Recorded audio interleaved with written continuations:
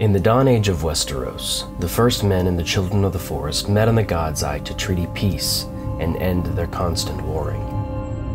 The Pact was made, handing dominion over the shores, the mountains, the hills, the rivers, and the plains to the first men, while the children of the forest would remain at the heart of the forest, as they had for years unknown. The children carved faces in the Weirwood trees as a reminder of their deity, and the first men worshipped the trees as vessels of the old gods, countless and omniscient in the Weirwoods.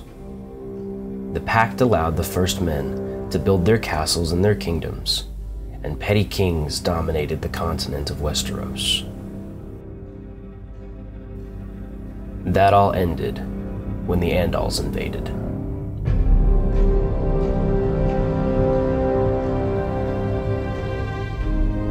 The fair-haired men from across the narrow sea arrived in Westeros with weapons of iron and the faith of the Seven.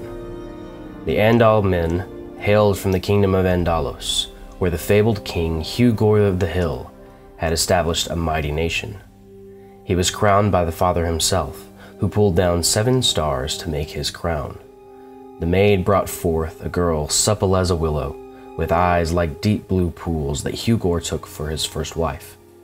The mother made her fertile, and she bore him 44 mighty sons, as foretold by the crone. The warrior gave each son strength of arms, and the smith wrought each a suit of iron plate. His realm was extensive, spreading from the hills of northern Andalos to the southern marches, now called the Flatlands, in the south. The Seven also promised him and his descendants great kingdoms in a foreign land. The Andals invaded Westeros on their warships with great strength, prowess, and ability. While the first men fought with ferocity, they were eventually overcome by the invaders, save the north, and the history of Westeros is forever marked by the invasion.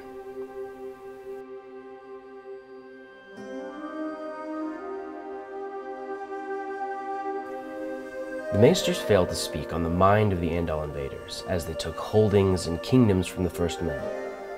The histories tell us that the invaders were warriors, and they certainly were. Knights too, certainly.